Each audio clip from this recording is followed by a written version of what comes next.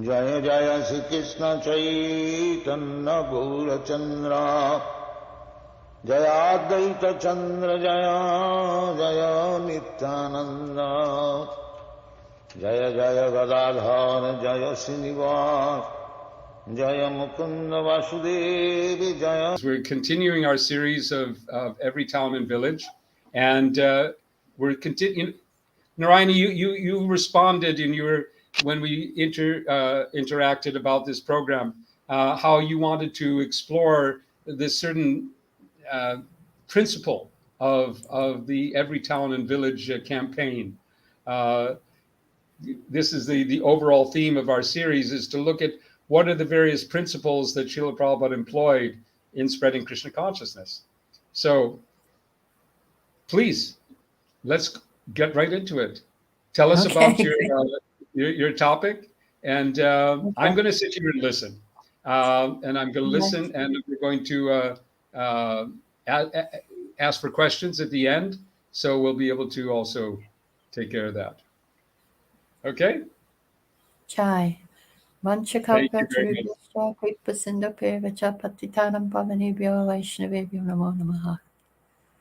So the topic is how devotees associate with each other can inspire others to associate with devotees. The principle is that there's a give and take principle here. So we have to learn how to be good givers, and also we have to learn how to be good receivers. And how to do this is described in the Nectar of Instruction, the 4th verse, Dadati Patigrinati Gohyamakyati Prichati Bhungtebo Jati Jaiva Savyam Priti Lakshanam. Offering gifts in charity, accepting charitable gifts, revealing one's mind in confidence, inquiring confidentially, accepting prasad and offering prasad are the 6 symptoms of love shared by one devotee and another. So Rupa Goswami is explaining how to perform devotional activities in association of other devotees. And this is the purpose of ISKCON. Prabhupada said in the purport that ISKCON has been established to facilitate 6 kinds of loving exchanges between devotees. So when people see how we are exchanging with each other, then they will really want to be with us, and they will want to also partake in the give and take principle. So Prabhupada also says the life of the Krishna conscious society is nourished by these 6 types of loving exchange among the members. Therefore, people must be given the chance to associate with ISKCON devotees, because simply by reciprocating in these 6 ways, an ordinary person can fully revive his dormant Krishna consciousness. So what is the best gift? The best gift is the holy name. As Lord Chaitanya says in his Shikshastika,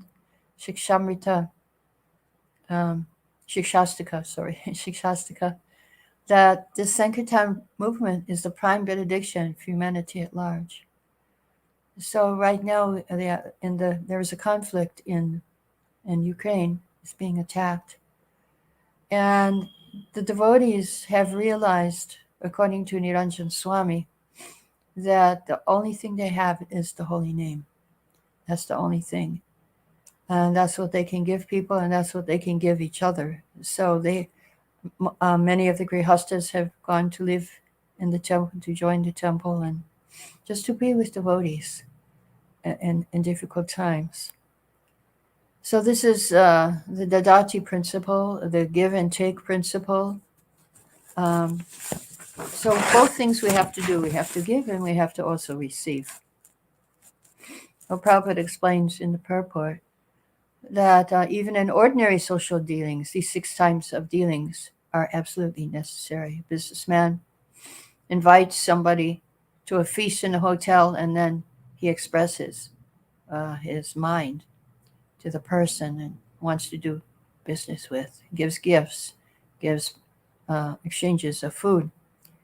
So the foundation of loving exchanges in this world is actually very selfish. That people, they give their labor at work because they get a salary. So politics is also give and take. I do this favor for you and I expect a return. So when I'm not getting what I want, the relationship is finished. So in the worldly context, give and take is the foundation of exchange. And Sri Rupa Goswami is giving us the foundation of exchange, which is selflessness. We selflessly receive with open mind and heart, and also give selflessly with open mind and heart. So this is radical transformation of the foundational selfishness which we find in this world. So all of the things in this verse are come under this principle of give and take. So what is it that makes our giving and taking praiseworthy, satisfying rather than selfish giving and receiving? When does it become priti lakshanam, selfless love? What characteristics make it an element of pure devotional service? So there are three things in giving which are important. First of all, the quality of the things we give. Then there is the mood in which we give them. And there is the quantity. Also, these are all important. The quality, sometimes when I was in India in the 70s, I mean, I'm still in India, but in the 70s in Calcutta, somebody had donated some cows to the Hyderabad temple, but they were all useless cows. They didn't give milk. So Prabhupada gives the example of giving blind cows in charity. It's not a very good gift. So that kind of giving is valueless. Then in the USA, the people, they celebrate Christmas. And at Christmas, there's an exchange of gifts. So sometimes you get a gift that you don't really need or don't want. So then next year, next Christmas, you give it to somebody. So that's an example of selfish. It's you just satisfy the formality of giving, but you're not really giving something of quality. So Lord Chaitanya, he's an example of giving a gift of value. He gave Gunjamala to Raghunath Das Goswami, and he gave him a Govardhan Shila. So what did that mean? The Govardhan Shila means he gave shelter at Govardhan Hill, and the Gunjamala shelter at the lotus feet of Radharani. So it's not the price, but the quality of what we give is very, very important, and people will appreciate that.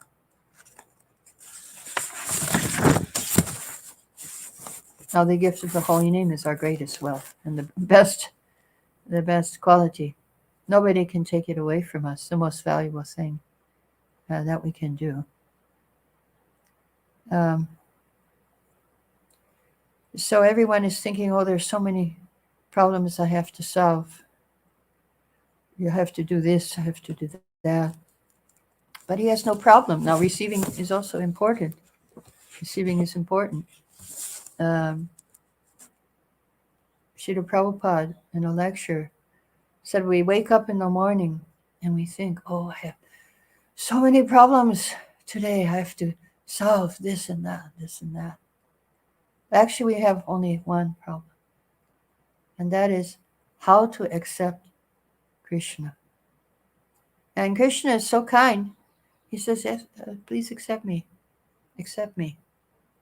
Just chant Krishna and I'm yours, as Srila Prabhupada said in a lecture.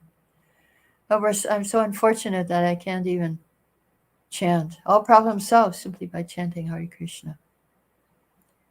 So Lord Chaitanya, he says that in his Shikshastika, that I'm so unfortunate. You made it so easy, but I'm so unfortunate I cannot take advantage. I have no attraction.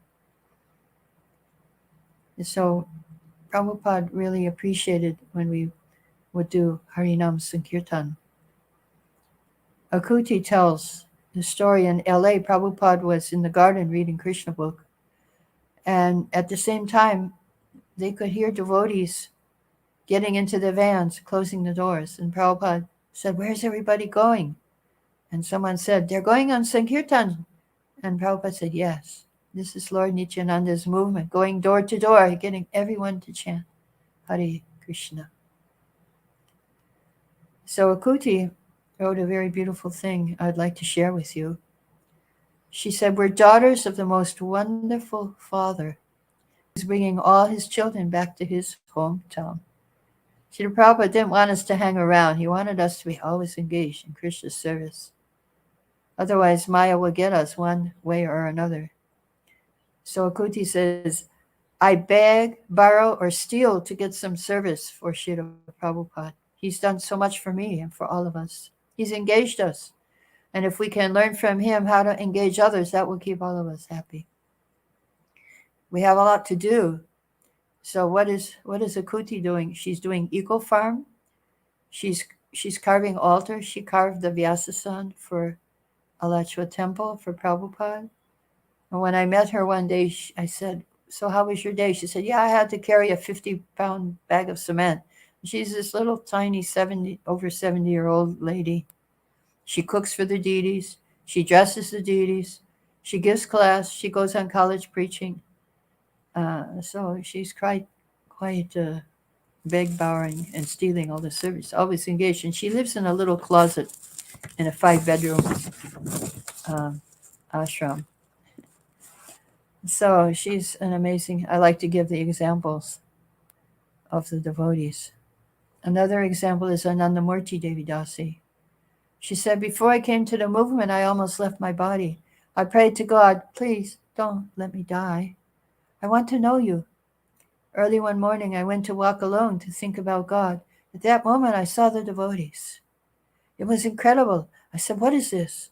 I went running to the feet of the devotees just to see who they were, what kind of people they were. They gave me a card. I said, yes, I will go to the temple. My impression from the devotees is they had a lot of love for this person they called Prabhupada. I always saw Prabhupada through the devotees. Everything devotees did was for Prabhupada. It was very clear. So she was attracted by the association of the devotees, always talking about Prabhupada. Of course, Prabhupada told us to always talk about Krishna, and that we did. We were chanting on Harinam when I first joined, 10 hours a day Harinam, and the rest of the time talking about Prabhupada and having classes also. Boston, 1970. So the quality of what you give is very, very important. Now, another thing is the mood in which you give things. Giving in a joyful manner is a choice that we can make. If it's forced, if it's grudging, if you're tired, then the joy is lost. So if you read Chaitanya Charitamrita, you see everyone is in a joyful mood. Remember when Raghunath Das Goswami, he was forced by Nityananda to sponsor a huge feast for everyone in all the villages of chipped rice and yogurt. He was forced to spend his money by Nityananda, but he was overjoyed and decided to do it in the most joyful way possible. Joking, laughing, everyone was teasing everyone else. Merchants of the neighboring place brought all their goods to sell, and he would buy everything and then feed them with their own things. So he took a self-interested exchange and turned it into a selfless exchange. He made everyone joyful. So what's another example of a forced exchange? I have one devotee was telling his story that he went to Jagannath Puri and he was in a hotel and all his money was stolen. He was feeling angry, cheated, hurt. And the odd thing was that he had come there to give all the money to Jagannath. So the circumstance forced him to give. And he said, my choice was to give joyfully or begrudgingly. My attitude was my choice. I decided to choose to make it a joyful giving. Giving begrudgingly is a mode of passion. So the quality is important and the mood in which we give. And the third thing is the quantity of what we give also. What if you're invited to a pizza party and they give you half a slice of pizza and a whole bunch of plate of salad? You won't feel too happy about that. Maybe all we can afford is salad, but when we give open-heartedly with no thought of return, then devotees will appreciate. So you read Chaitanya Charitamrita, devotees are always eating up to their necks. They're overfilling themselves. Always too much prasadam. And there's so many varieties of cakes and vegetables. And by the end, Nityananda is throwing rice at Advaita. And Lord Chaitanya is giving Harinam, giving non-stop attachment to the holy name also. It's over the top, endless, infinite. So there's a theology of abundance. Now, the reality of scarcity is drilled into us, economics of scarcity. More demand, less supply, high prices. Fight for resources defines our life in this world. So Lord Chaitanya offers an alternative for the economics of scarcity. If we change the equation of self-interested mode of living to the selfless mode of living, then we don't have to live with the concept of scarcity, but of abundance. The example is in Chaitanya Charitamrita, Kolavechashita. He had a business of selling banana leaf plates. And Lord Chaitanya used to come and steal his bananas and his plates. He said, he's hiding his riches. But Golovecha was happy to fight with Lord Chaitanya. He was happy that he took things. So his approach was one of abundance. And 50% he would give to the worship of the Ganges. So Prabhupada would always tell us, don't worry, Lakshmi will come. Let the whole world come, and we will feed them. So this is Food for All in London by Parishuram Das. Got the award from the Queen Elizabeth for the best volunteer organization. So this is happening. Prasadam distribution. No shortage in Krishna's kingdom. This is Lord Chaitanya's movement. So he expects us to give as if there's no tomorrow. I remember going in London, and I took some of the Food for Life prasadam. It was pizza. Actually, a very good pizza too. And in Sweden, when I was on Harinam, they were distributing ice cream. So yeah, it's interesting, the different ideas. Here in Vrndavana is khichdi, but people like khichdi. The rich come and the poor come. Everybody is coming for morning khichdi, 7:30 to 10:30. So this is a nice exchange.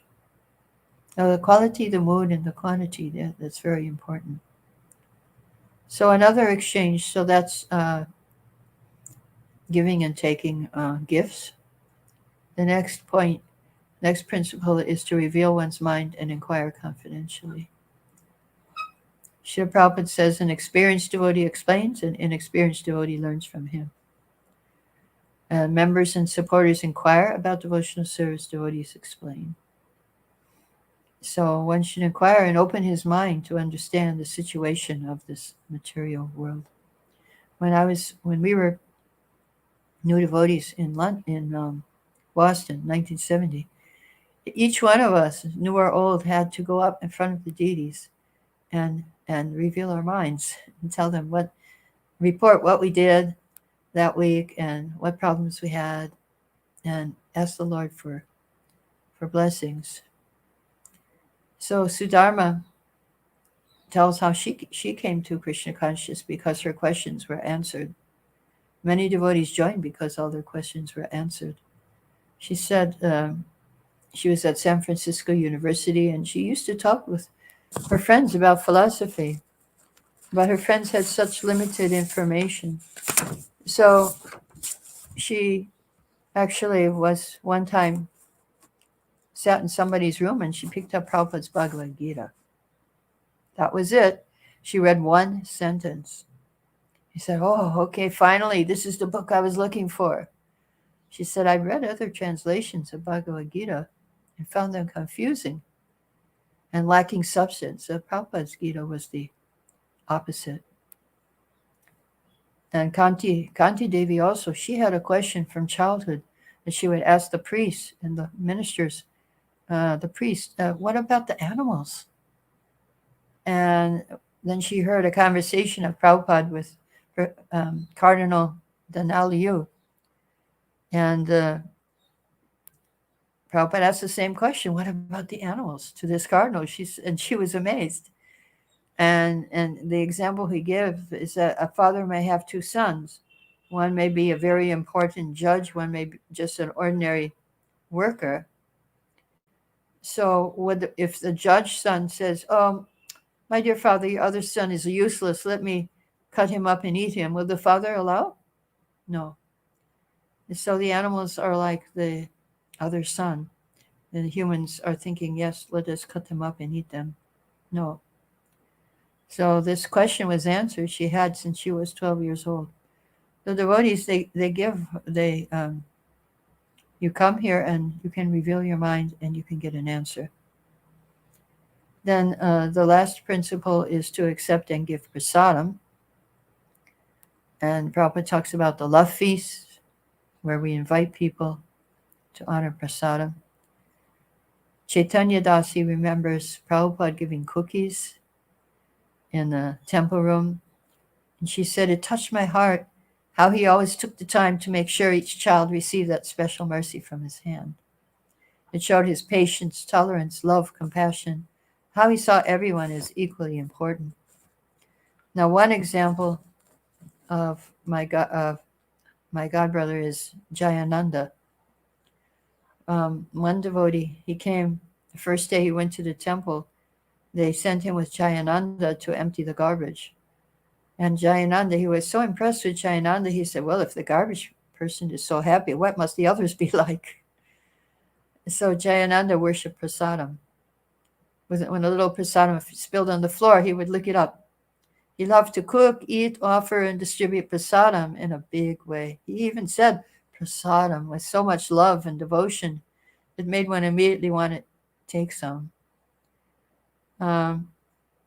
His propensity to consume prasad was astounding. He could consume buckets of halava, plates of samosas, and potatoes without any side effects. When he was in his last days, he was put on an intravenous diet. Yet he would often ask devotees to sneak in huge quantities of samosas and cheese potatoes for him, which he would happily consume without any apparent distress. He would sometimes sleep in the Bhagavatam class since he was very tired, but later on he could perfectly quote from the class or have a deep discussion about its contents. So we have, I stay in Alachua when I visit the US, and they have this Krishna lunch, which has been going on since over 40 years. And the results of prasad distribution are amazing, giving prasadam. Here's one example. It was 1984, and after distributing books, this is from the book distributors, at the state fairgrounds in Tampa, Florida, we had parked in a Days Inn parking lot for the night. Our van of 5 brahmacharis was fast asleep when we heard over a megaphone, all right in there, come out slowly with your hands raised. I looked out the window, surprised to see the van surrounded by 10 police cars and more than a dozen officers with their guns drawn. We emerged from the van, squinting from the bright flashlights burning our eyes. The officers began to frisk each one of us, though we were dressed only in gamshas. What are you doing here? The officer in charge demanded. We are distributing love of God in the form of books, I explained. Prove it. I opened the van doors, thinking this to be perhaps a dream. I reached into one of the boxes, pulled out a Bhagavad-gita, and handed it to the officer in charge. He intently inspected the book, then me, then the book again, until finally he broke the silence, declaring, all glories to Srila Prabhupada. I was taken aback, as were his gun-toting subordinates. At this point, I was convinced this was all a dream. The officer in charge proudly explained, I used to go to the University of Florida and regularly ate the Krishna lunch. You practically put me through college. I even stayed 2 days at the temple. Turning to his associates, he pronounced, these are great books and you should all buy one. On his order, the officers began reaching for their wallets. Of the 20 cops, I think 90% of them took books. We made almost $200. Our new friend apologized for the abrupt entry, telling us that earlier that night, a gun store had been robbed, and description of the getaway vehicle exactly matched our van. I doubt we got back to sleep that night after one of the most bizarre experiences of my life. But thanks to prasadam distribution, it turned into a great Sankirtan story. So Prabhupada also explains in one lecture that we can see Krishna by tasting prasadam. If we can't see God, Krishna says in Gita, I'm the taste of water. We can see Krishna by tasting water. We have so many senses. We want to see through our eyes, but we can see through our tongue. It starts with the tongue. Just like if there is some nice prasadam, we say, okay, let me see. But let me see means let me taste it. We need to taste with the touch with the tongue, not with the eyes. So first of all, taste God, Krishna. Prabhupada says, we have to taste Krishna. So 2 ways to taste Krishna, prasadam and the holy name. And that's what we have to do in every town and village. These 2 things, prasadam and the holy name. Philosophy can come afterwards. But these 6 loving exchanges are very, very important. There are some examples of devotees joining here. There's one called Bhumi Dasi. She said, just before Prabhupada was going to come to our temple in July 1972, the devotees asked me if I wanted to stay during his visit. I said, sure. Every morning they gave me Mangal Arti sweets. At the temple I tasted puris and caramel made from a condensed milk for the first time. For me, it was all about prasadam. And I think many may have the same stories. It's prasadam definitely helped a lot. So Srila Prabhupada also said that we need to do these, just like here it says in Nectar of Instruction, to make these 6 loving exchanges between devotees. We must also make these 6 loving exchanges with Krishna. Give him presents, accept gifts. Give him bhoga, accept prasadam. Reveal our minds confidentially and hear his answer to our prayers. And with devotees also, of course. In a lecture in 1966, Prabhupada explained how to love Krishna, how to love him. So, first you have to get up early in the morning. You don't like to, but you think, okay, I will rise early to satisfy Krishna. This is the beginning. Then, I have to chant 16 rounds of Hare Krishna mantra on my beads. You may be lazy, you may not want to do it, but if you want to love Krishna, you must do it. So in the beginning, you have to learn how to love Krishna. But when you actually come to the state of love of God, there's no question of have to. You will spontaneously follow the regulative principles. I can't wait to chant my rounds today. What experience will I have in my relationship with Krishna today?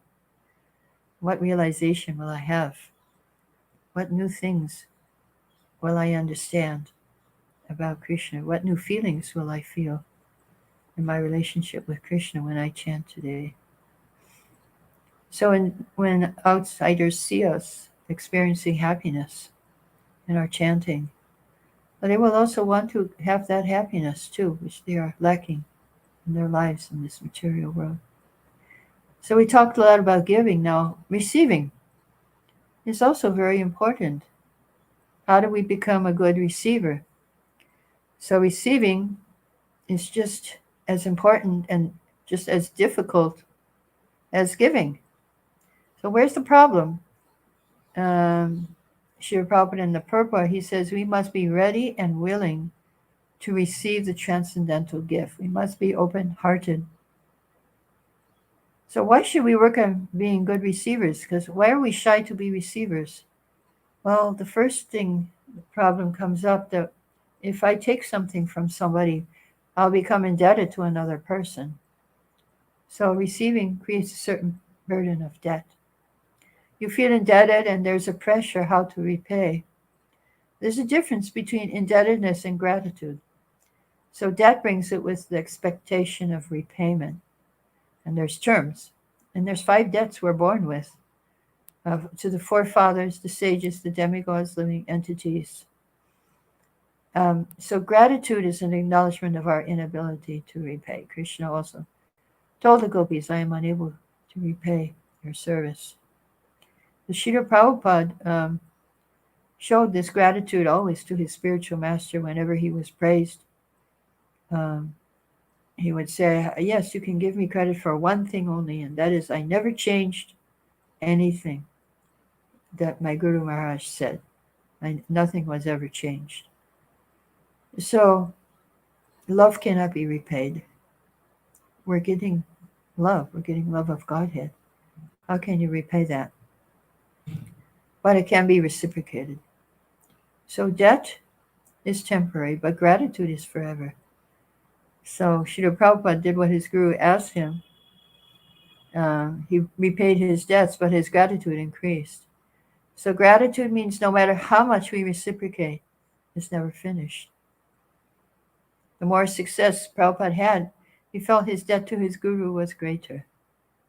Debt decreases, gratitude increases.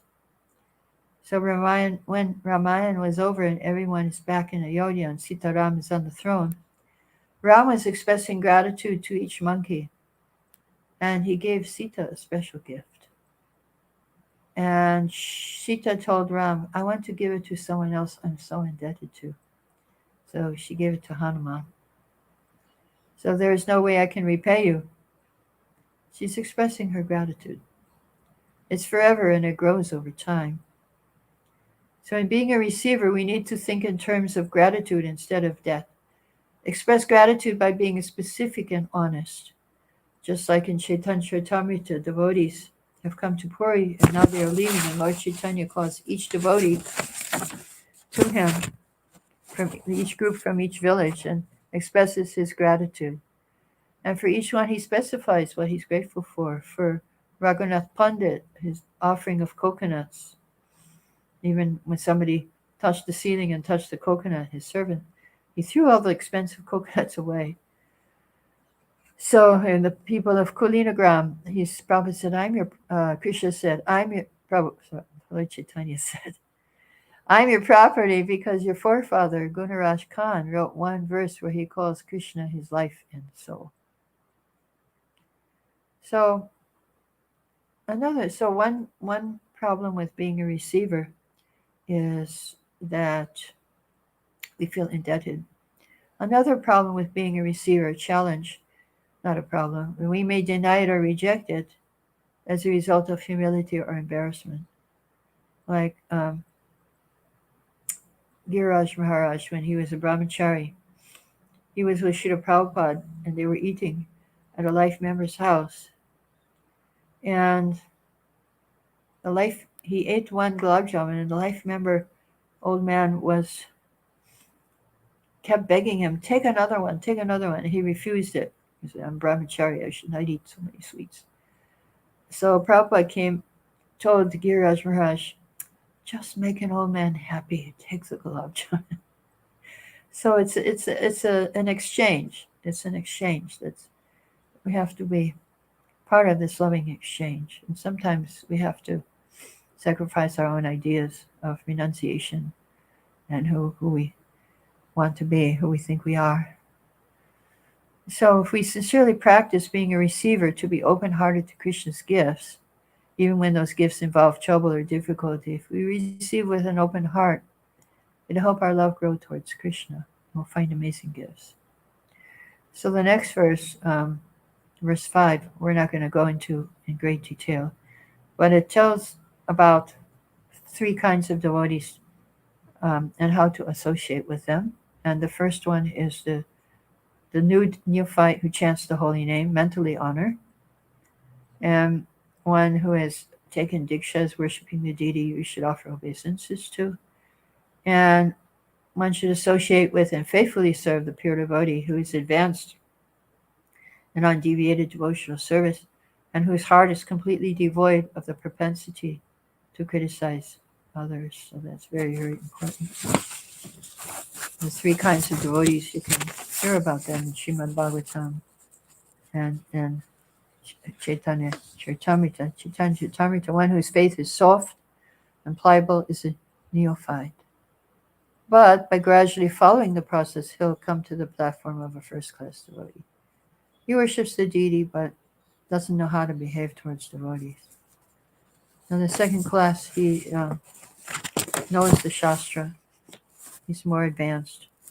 He knows a little of the Shastra, but he has very firm faith. Nobody can shake his faith. And the pure devotee, he's, again, non-envious, and he can defeat others in arguments on Shastra. But the Madhyama, he's a preacher. So Prabhupada wanted us all to be preachers, no matter, even if we're neophytes, we can still be a preacher.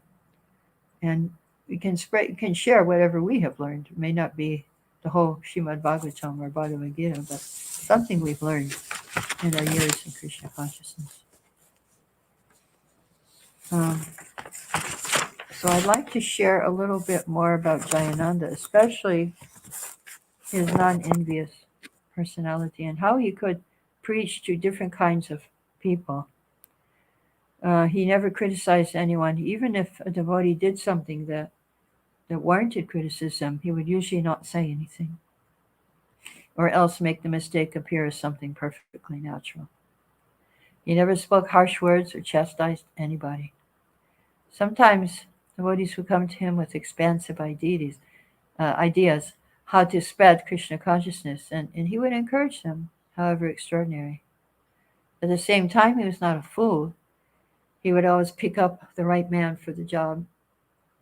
He could not bear to hear the criticism of another devotee. If somebody was doing, he would just leave the room. So, Uttamadhikari. Everyone loved Jayananda, since he had completely transcended the bodily conception.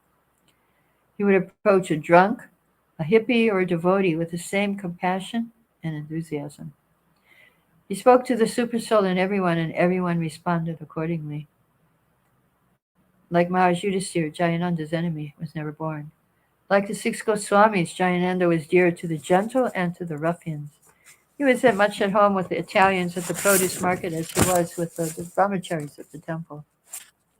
Once a devotee was approached by a staggering drunkard in San Francisco who looked at his robes and asked, "Hey, where's my old friend Jayananda?"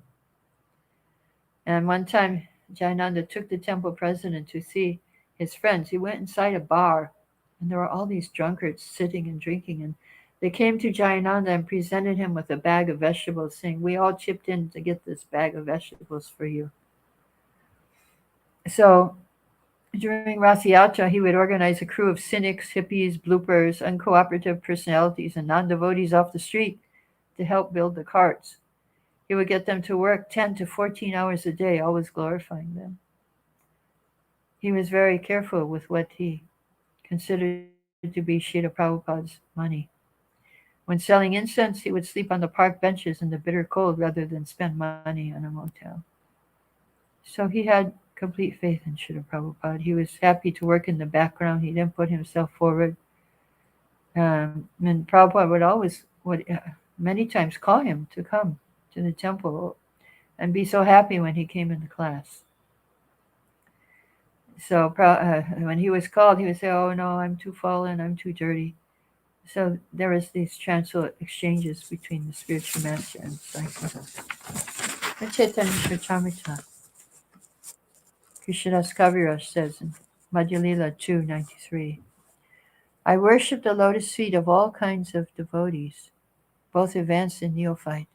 I request all of them to be satisfied with me. I am faultless because I've written herein whatever I have understood from Srup Damodar Goswami and Rupa and Raghunath Das Goswamis. I've neither added to nor subtracted from their version." So Prabhupada in the Prabhupada, he says, the author of Chaitanya Charitamrita begs the mercy of all these devotees and asks them to be pleased with him. He says, "Let the neophyte devotees who are very expert in arguing, though they have no sense of advanced devotional service, who think themselves very advanced because they imitate some smart Brahmana, Let such devotees not be displeased with me, thinking I have committed errors in this regard. I beg their pardon with great humility, but I am submitting that I personally have no desire to add or subtract anything. I have only written what I have heard in the succession, because I am dedicated to the lotus feet of previous acharyas, like Sri Damodara Raghunath Das Goswami and Rupa Goswami. I have only written what I have learned from them. So I will stop here. If there's any questions or comments, you can ask at this time.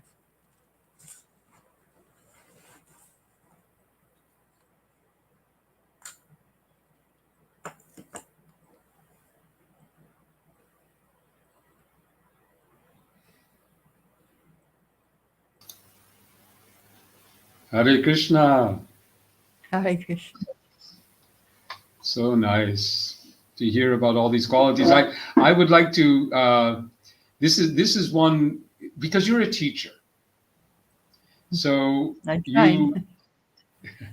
So what I was noting is that you have you've made like a list. Point 1, point 2, point 3, point 4. So it's you've given us like a manual, some guidelines, and this is actually the kind of the core, one of the core purposes of this whole program is to establish these kind of foundational guidelines, these foundational principles, which devotees need to understand and learn, and by the examples you gave are so wonderful. It's really very, very sweet. So let's see, do we have any questions? Let's see if you have any questions from our audience. In most of our broadcasts, we find that we get a number of people who are watching online, but most of our audience comes later. That's the case. They tune in, or they pick it up when in their own schedule and their own time zones and in their own. Oh yeah, it's difficult if it's worldwide. Yeah, it is because like right now in North America, it's the work day, and here in India it's towards the evening and various things. Right. So thank you. You're in Vrindavan, I assume? I'm in Vrndavana right now, yeah. Okay, good. Well, we will see you there. I'll be in Alachua in April. Okay. So thank you so much, Narayani Mataji. We really appreciate your enlightening words, and we hope to our audience, excuse us for my own little delays in getting things going this morning or evening, wherever you are, and ask you to please keep going with us. Every day we're going to be exploring these principles, how we can reach every town and village. So thank you very, very much, Narayani Mataji. Hare Krishna. Thank you. Thank you. Hare Krishna. Dandavad Pranam. Hare. Hare Krishna.